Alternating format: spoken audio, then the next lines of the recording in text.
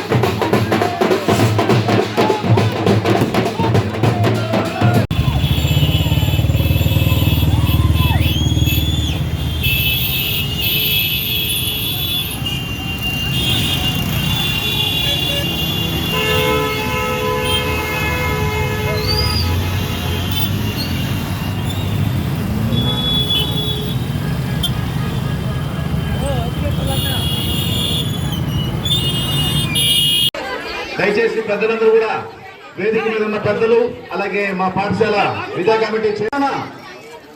వీరు ఈ పేర్లు చదవబడినటువంటి వాళ్ళు పాల్గొనవలసిందిగా జయప్రదం చేయవలసిందిగా మనం చేస్తా ఉన్నాం.